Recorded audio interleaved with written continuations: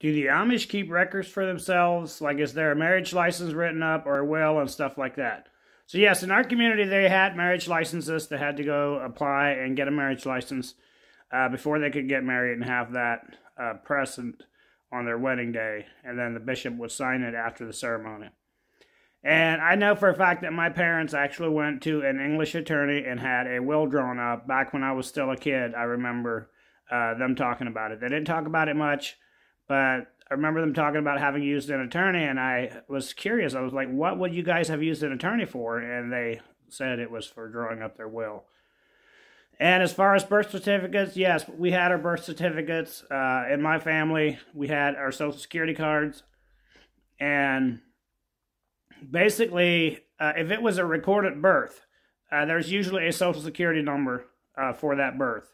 That means if a doctor witnessed this birth, he has basically has to write official records. So sometimes, I guess, when they were born at home, they never went and got any of that stuff. So it made it very hard for those kids from those Amish families. And normally it wasn't a community-wide rule where they had to do that. It was just more like one family might decide not to go do that, or they didn't have time, or they just forgot about it. They just didn't think it was necessary because their parents might not have done it for them. So there's some of that old school stuff that gets passed down from generation to generation.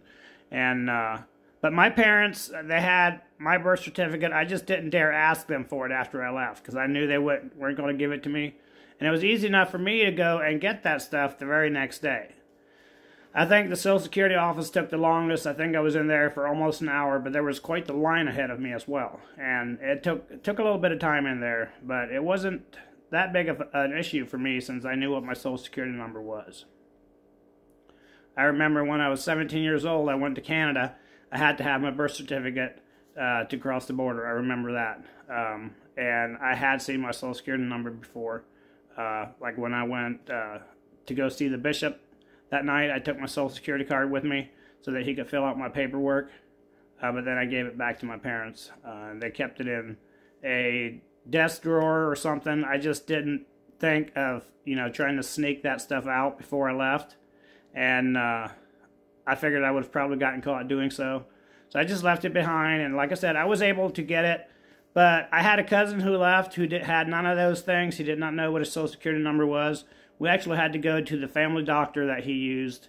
And he had to write a letter identifying who this kid was, who his parents were, so that he could go to the Social Security office and get all that stuff. And it was a lot harder in that situation.